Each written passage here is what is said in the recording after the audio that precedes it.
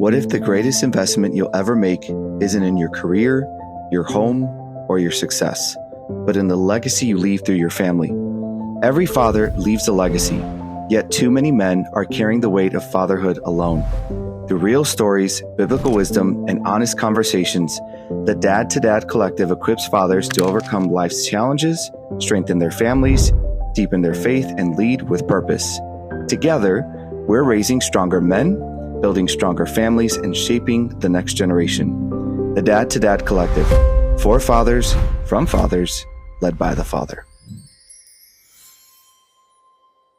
Welcome back to the Dad2Dad Collective podcast, where we equip fathers to lead their families with purpose, faith, and intentionality. One of the greatest misconceptions about fatherhood is that becoming a better dad starts with learning how to parent. But what if the journey actually begins somewhere much deeper? What if becoming a great father first requires becoming the son God created you to be? So today we're joined by Aric Manely. Very excited. The title of today's podcast is called The Son Every Father Must Become. And Aric is the founder of The Intentional Dad, who has spent decades helping families discover intentional parenthood through intimate apprenticeship with Jesus. Aric has been married to his wife, Mary Jo, for 33 years, come on, and has devoted much of his life to helping families experience healing, freedom, and transformation through Christ. And today we're discussing this powerful topic. So, Aric, welcome. Well, I'm glad to be here. Thanks for having me, Everett. Absolutely, absolutely. So, the son every father must become. Yeah. Where does that take you as you hear that title? It takes me actually to something that is just so central to passion that so many men I interact with. We have a common starting point, Everett. I begin interacting with a man, and usually he kind of comes into my world because we have a shared passion, and that is for fatherhood, right? Conversation typically begins with a man who is in a beautiful place, where he is alive and he sees and understands just how sacred the role of fatherhood is. And I love that. It's just a great starting point. And from there, our conversations will begin. Things will begin to go deeper, much like when I met you. Yeah, right. Absolutely. And the first thing that we kind of find ourselves beginning to enter into, though, is kind of going after, I call them unspoken assumptions, okay? And my ministry is called The Intentional Dad, right? And so I understand that if a guy is connecting with the intentional dad, that we have that common starting point, and most likely he also has some assumptions that are operating there, right? And to maybe at the risk of oversimplifying what those assumptions are, they see something like the intentional dad, and what begins to trigger is a line of thinking that I'm very familiar with because this is my story, okay? And that line of thinking is, oh, cool, there's a website here, there's a ministry, there's an organization that is going to help me learn fatherhood. Awesome starting point, and I agree that we all want to learn fatherhood. Okay, but it's the next step. You start to ask the next question, where you start to uncover some of these unspoken assumptions, that to really go forward, to really dig in and start to engage with the promise of fatherhood, this assumption has to be exposed, okay? And to help illustrate this, I really need to tell my story. Yeah. Just a little bit, okay? Well, Aric, if I can jump in before you share your story, I Yeah. think it's important for our listeners and our fathers out there to hear how we met.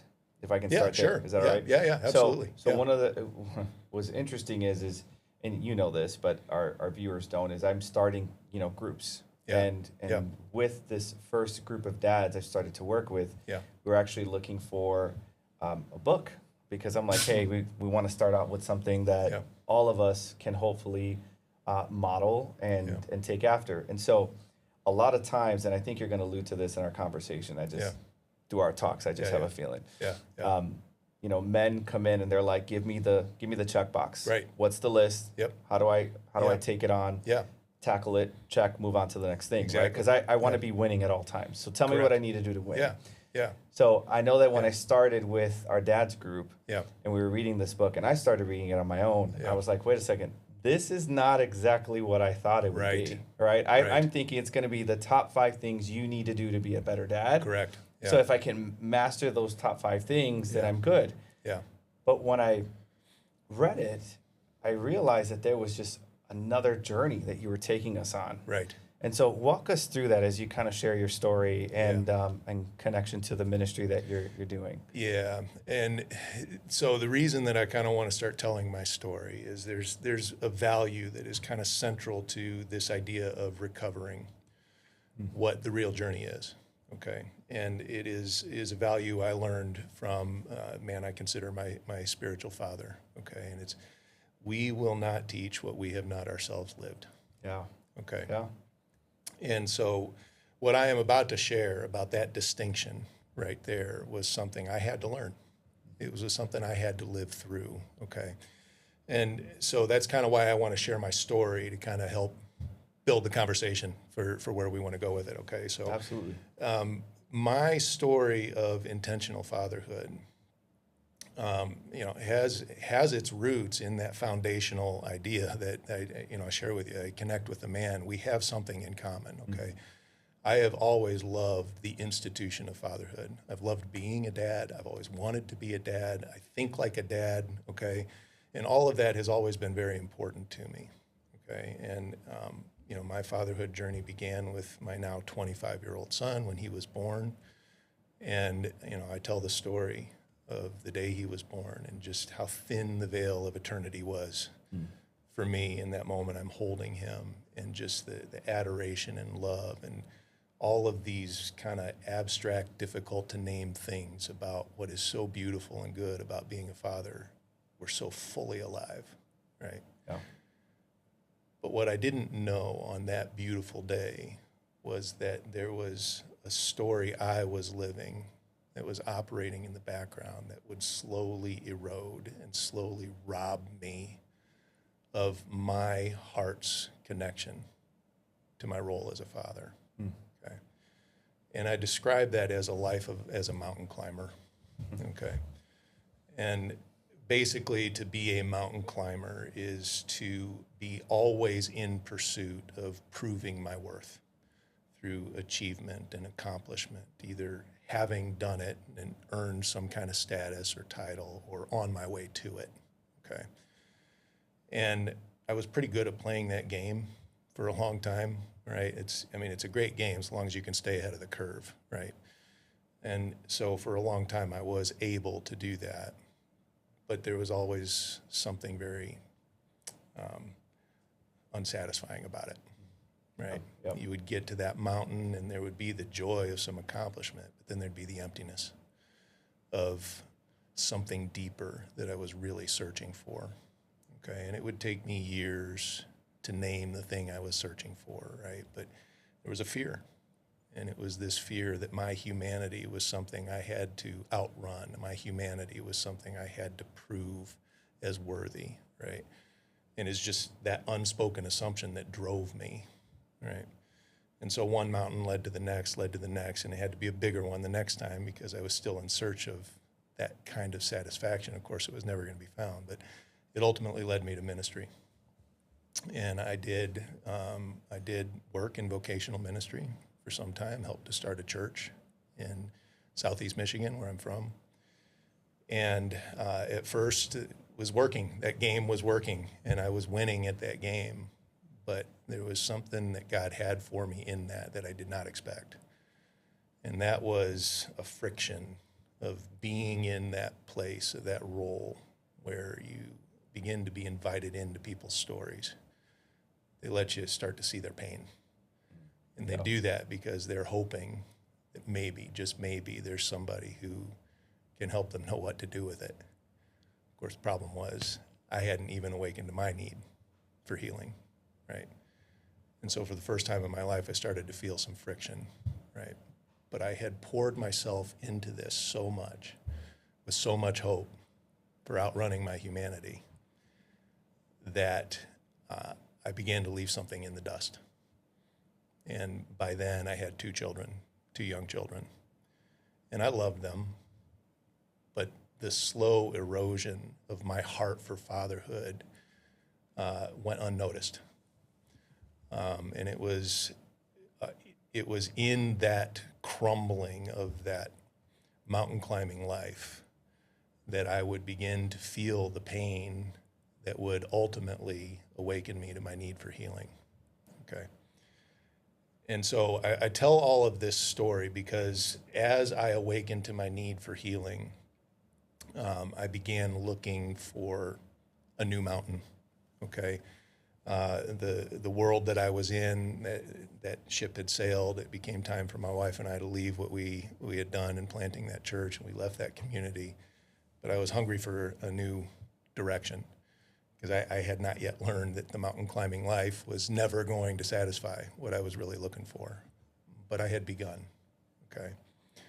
And so I found what I thought was going to be the promising direction. But by now the pain had become so deep, so front and center for me, I couldn't ignore it. And I wanted to feel at peace with just going and climbing another mountain, but I couldn't get there this time. So a very fateful night, I invited a bunch of friends over, and what I wanted was for them to come around and tell me, Aric, that is a great idea. Go pursue that mountain. We affirm you. So was mountain like another job? Another job. It was another career path, Okay. right? Okay. I mean, it was still in ministry, right? But I went from pursuing life as a church pastor, and I thought that I would go and pursue counseling, which ironically I do a lot of now. But back then, that would have still been out of that brokenness, right?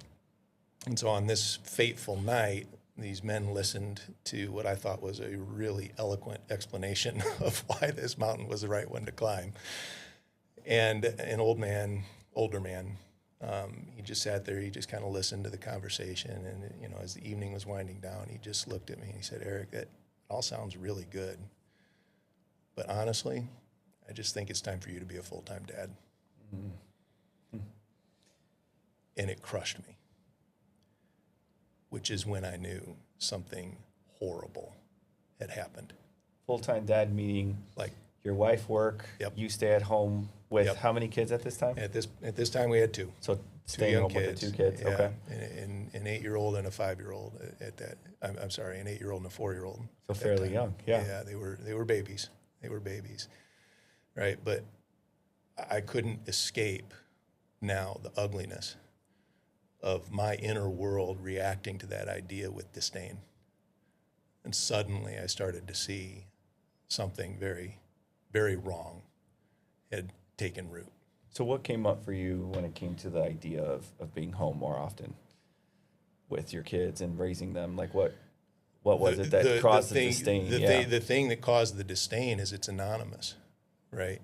I couldn't do that and have a conversation with you, Everett, and say, see, I'm doing something awesome, right? Gotcha. See, no, I would be ashamed of being in such a lowly role. That was my thinking, right? That was the friction that I felt. And then, of course, I felt ashamed for feeling that way, right? Because I did have a high view of fatherhood. I did love it, right? And I still remembered the day my son was born, the day my daughter was born, and just how deep my desires were for them as a father, right? But now here I am 8 years later, and I'm disgusted by the idea. And I couldn't escape that. I knew that man who said that to me that night told me the truth. I knew he was right. And now it kicked off all of this awareness and these shame spirals that I just knew it was time to take a close look, okay? And so we're kind of getting to now what I want to share about why I work so hard to go after these unspoken assumptions, okay? Because a journey began for me where God began inviting me into this story of healing that I had not before that understood or known, okay? And so I knew he was right. And I knew that despite my reluctance and my shame, that was the direction I needed to go. And so I did. I embraced it. I became a full-time stay-at-home dad. My wife went to work. She became the breadwinner. And it started a season of some serious undoing for me. And my part at first, all I knew was just somehow instinctively I had to stay in it. And so I did. And so I started doing things stay-at-home parents do, right? And taking my young kids places. And one in particular, I remember my daughter, she was in a tumbling class, okay? So I'd take her there during the day. And, full-time dads, it's a little more common today. It's starting to become more popular, yeah. Yeah, but back then, no. So I would go, and there would be all of these full-time parents doing these things with their kids in this tumbling class, and of course, all of them moms, right? So I'd walk into this place, and I could feel the eyes on the back of my head, right? These ladies are trying to figure out, they're trying to make sense of me, right? They can't. And so it was kind of my first experience of something that, looking back, it's kind of comical. It didn't feel funny then, right? But these women, you can hear the whispering in the back, right? They're trying to make sense of me. And eventually one of them, kind-hearted woman, would come up and strike up a conversation. But she really wanted to learn something, right? And so I just sensed that there was a question coming that just made my skin crawl. Is, what do you do for a living, right? Yeah. And there it was, okay? And so I was confronted with that question. And again, I just somehow instinctively, I knew that there was something I needed to stay in. And so I just recognized the choice before me, right? That I could either deflect or start to answer, right? And I swallowed my pride and I started to answer, okay?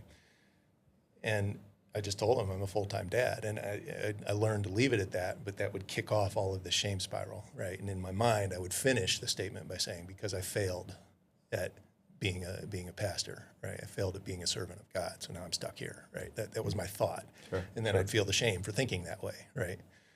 And so the question kept coming.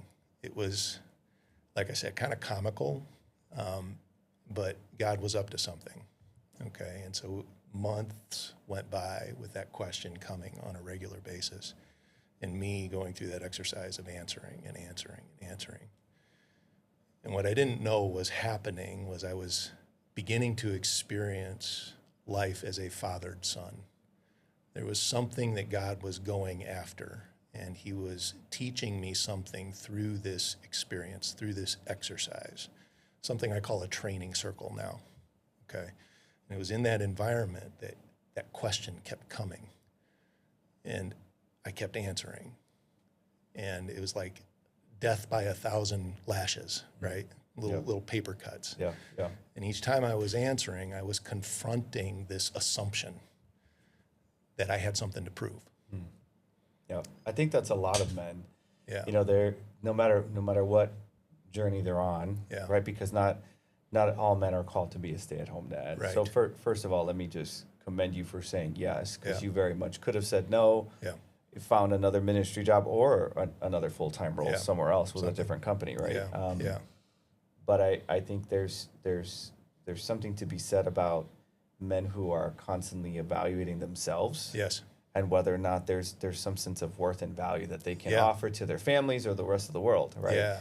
And so Yeah. a lot of times, and I'm guilty of this, we live by titles and achievements and accolades, right? Yep. Network, Yep. net worth, right? Yeah. Those kinds of things. Yeah. And so what do you say to the men who maybe aren't full-time dads, Yeah.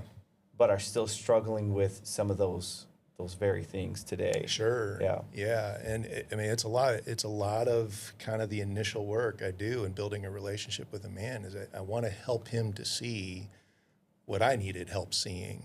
Okay. These are things operating in the background for everybody, Everett. Very few can name them. They're just operating and living life in response to a thing that they've never named. Okay. Yep.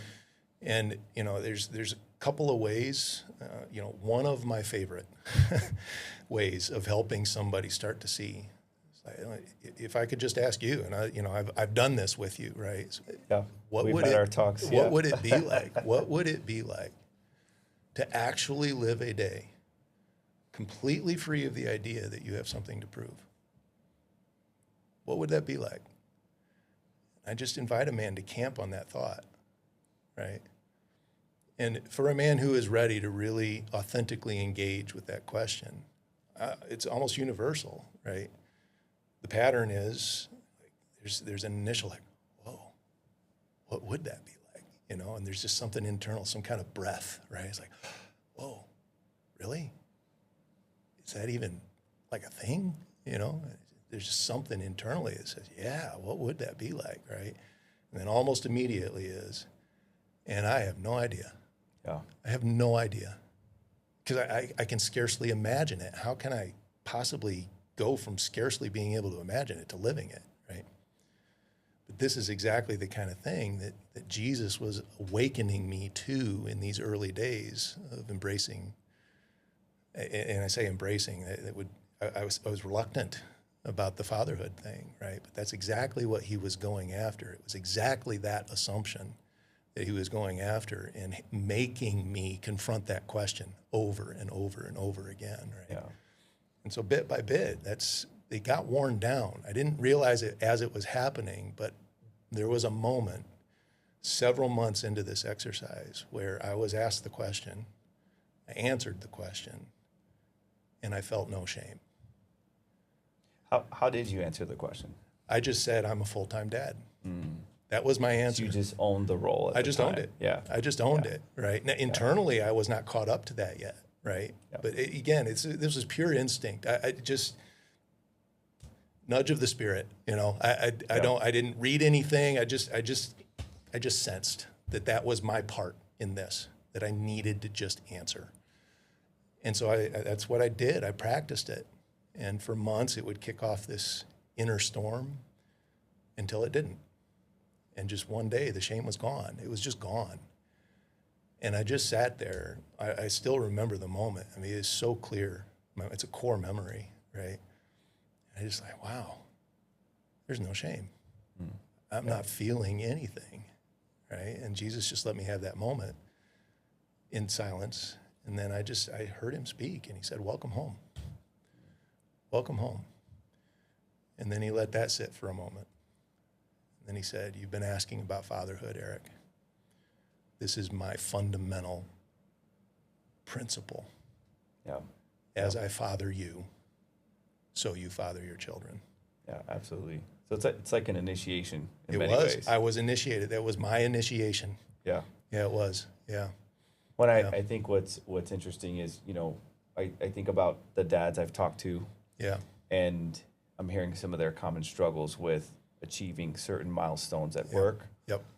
And I remember just a guy in particular, he was telling me about some struggles that were happening at home. Yeah. And in a previous podcast episode, I was talking about the value of not just being a provider, right? It's also about being intentional with your time, stewarding their gifts is kind of what came up. But a big piece of that is modeling. Yep. Right? It is. That's how your children learn. It is. You model it, you live it out, and they see it. Yeah. And if they, to your point earlier about don't tell me what you know, tell me what you live. Yeah. I love that. Yeah. Yeah. Right? Because kids can call that out. Yep. If they don't see you living that out, they're like, well, you didn't do that. Yeah. Right? And they're very quick. They have no filters. They're very quick to point it out and put you, I would say, on blast, like on Front Street. And they're like, hey, this is not what you're saying or what you're living. Right. And so, you know, in that, you know, what would you say to dads who are kind of in that weird in between of like, how do I not live to prove? Yeah. Right? Because there is something to be said about, as men, internally we have this drive. Yep. To want to do more. And that's not necessarily bad. No. But it's like, how do you consider that in the whole dichotomy of what you're sharing? Yeah. Well, this is the invitation of sonship, Everett. Okay. You know, and this is a good time just to have a little discussion about like a really common topic in Christian circles. Okay. You know, you go to church and, you know, in any given year, the topic of the gospel comes up, right?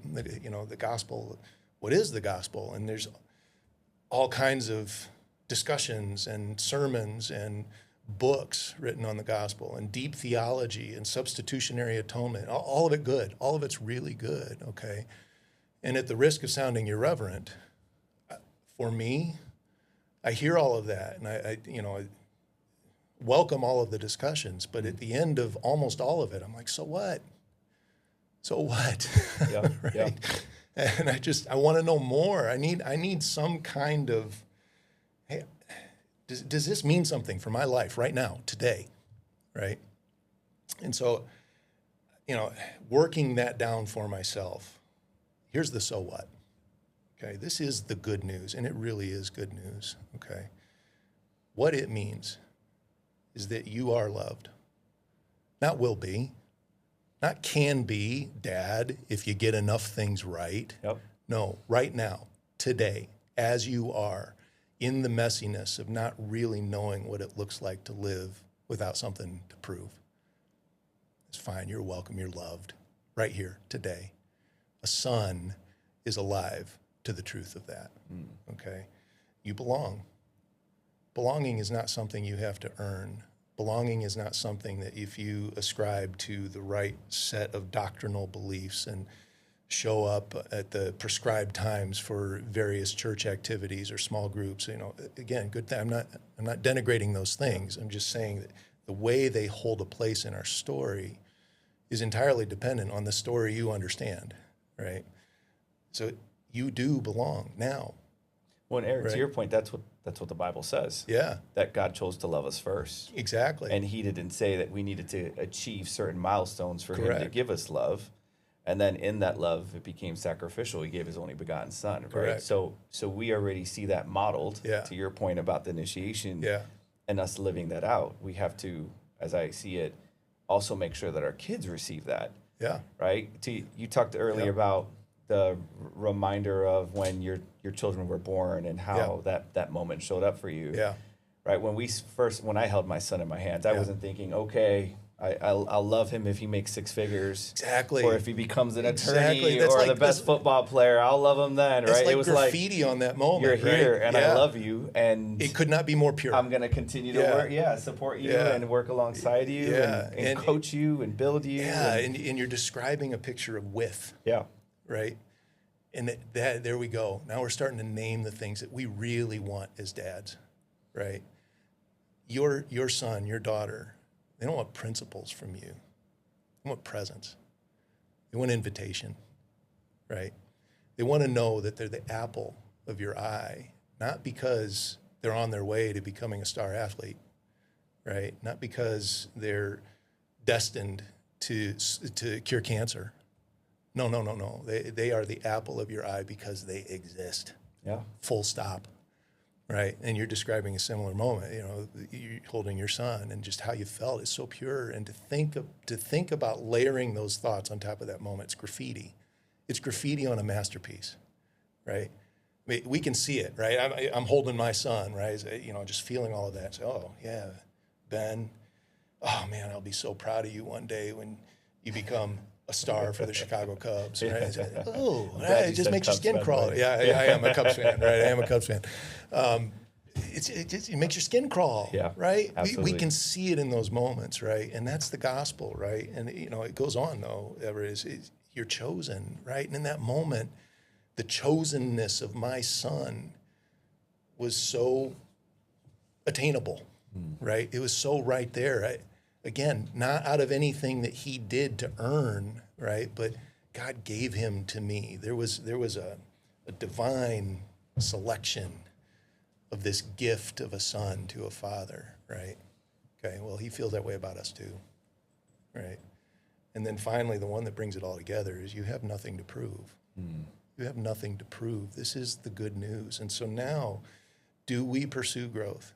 Do we want to grow? Do we put effort into growing? Do we want to learn and understand fatherhood more? Of course, all of that. But what's your motivation? Oh. What's your motivation? Is it driven because you feel like you have something to prove? Is it driven because you feel like if you could get all the right principles and check all the boxes, that you can be at peace and feel good? Or, I have a better story. How about entering fatherhood with nothing to prove?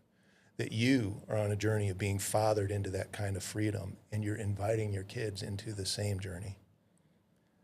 And this is the actual mission of fatherhood. Okay, I began to learn sonship in that moment, and I went from asking God for that email with those 12 principles, and I started to understand, oh, this is what it is to be a son. This is what I want my kids to know. I had a son and a daughter. My mission as a father was to help them learn sonship, to help them learn daughterhood, to, from a young age, without all of these barriers that start to creep in and deepen our roots in the story of having something to prove. Oh, sure. You're going to start with them before they've learned that and help them live in that kind of freedom, actually knowing what it is to live free of the idea that you have something to prove. Another way I put it is your worthiness is not, never has been, and never will be on trial. Yeah, that's a great way of phrasing that, and it's a good reminder. Yeah. Because I think that even as men, we struggle with that for ourselves. We're talking about doing that for children, right? Yeah. Our children. Right. But what I hear you also saying is it's the way God views us. It and is. It's something we should be embracing every day, no matter what role we take on. Exactly. At work, at home. It's or a with our universal friends. thing. Absolutely. This is not categorizable, if that's a word, right? Yeah. You know, you don't put this in silos. You don't separate this. This is the invitation to live in that freedom is something we're invited to wrestle with every day, and it's messy. Okay, and so to your question about that man who is wrestling with that, yeah, welcome to the club, my friend. Welcome to the club. I mean, this is every man every day, right? But this is where the idea of initiation comes in. Okay, is a very simple way of understanding what initiation is. Okay, it's going from something you know about to something you know, something you live, right? And so here in this discussion, this is what I try to help a man see what these unspoken assumptions are that are operating, right? So he can see them, and in seeing that, can see there is a different story. There is something much better I'm actually invited into, right? And so we spend a lot of time on the man himself, right? And I work with women too, the woman herself, right? Because you can't give what you don't have. Yeah, right? Absolutely. And so this issue of sonship, everything that you want for your kids is that's God's design, is that it would flow from there, right? And so that's where we have to start there. We have to draw these things out of hiding. We have to draw these things out of the unspoken arenas and put them on the table so we can begin to see and understand, oh, I think I have more clarity today, right now, on what I'm invited to test out and try and work out. And it's gritty, it's grimy. This isn't checking the boxes. No. This is living it out through a process of initiation. I imagine for some guys this could be too touchy-feely. Like it's like it goes at a deeper level.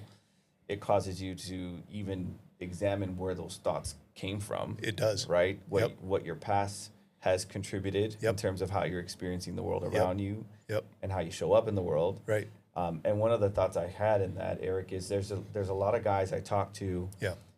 And the moment you start to bring up something that they're working through. Yeah. Right?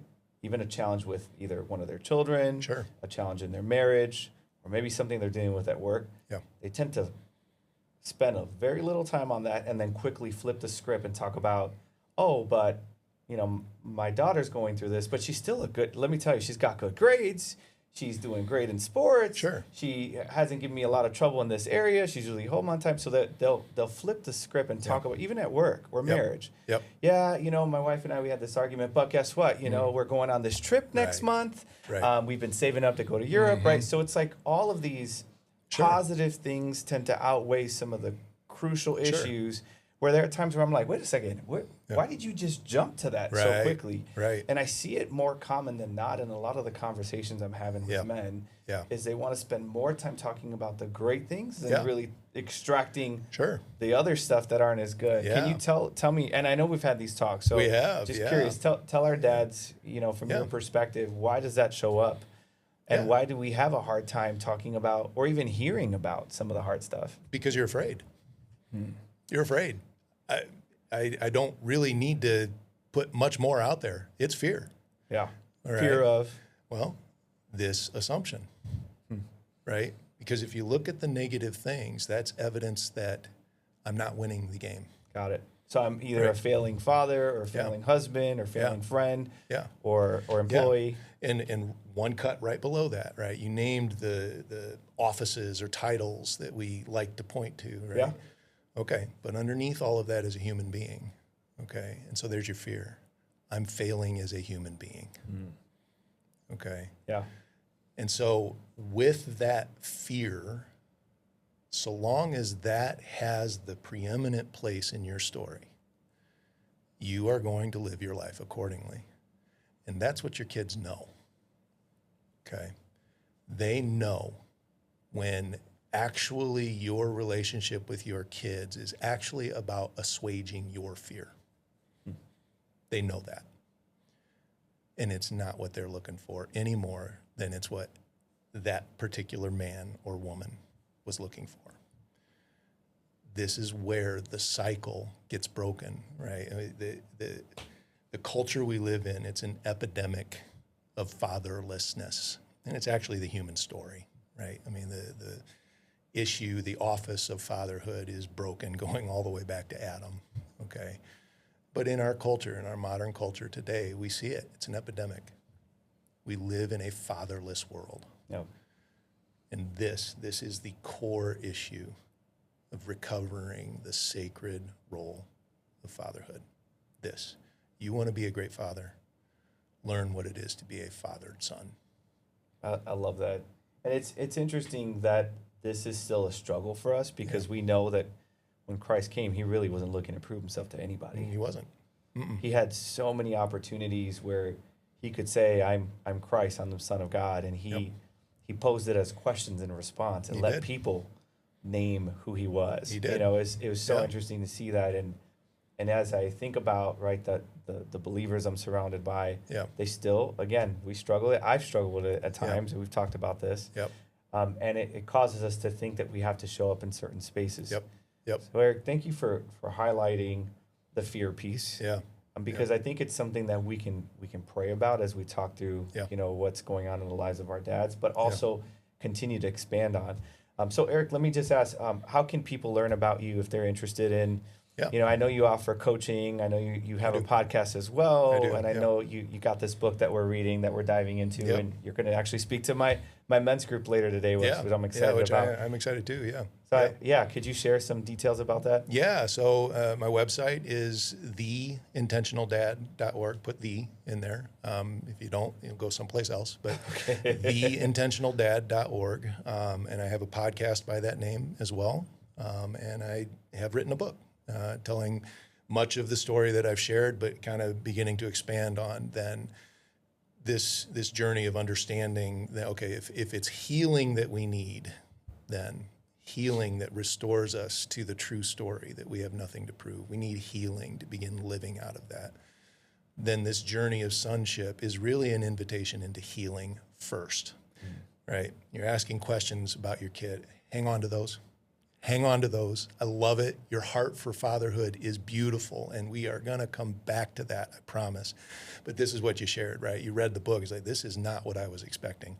Yeah, exactly. In a good way. Yeah, in a good way, right? Absolutely. And it's a dive. It's a deep dive into the foundational keys to understanding how to pursue a healing life with Jesus. And we spend a lot of time there. And then I do tell more story.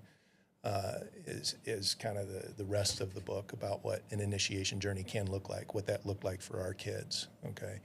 But I always wait to get there because this is so critical. It's so foundational. And I will spend years here with a man before we talk about his kids because it's so essential. Now, it's not quite that binary, right? It's not this, then this. It's, there's back and forth. That's part of the being fathered, right? But so the book, The Intentional Dad, that's what that is. And so website, podcast, book would be always that you guys could connect with me or women, families. Thank you. Thank you, Aric. Appreciate you being on the show with us today, and looking forward to seeing more of you. Yeah, well, thank you so much for having me. It's been an honor. Thank you. It's been an honor. Thank you. Thanks for listening. If today's episode added value to your fatherhood journey, remember, strong fathers don't happen by accident. Keep investing in what matters most. Head over to Dad2DadCollective.com or sign up here for future episodes and become part of the brotherhood. We'll see you next time.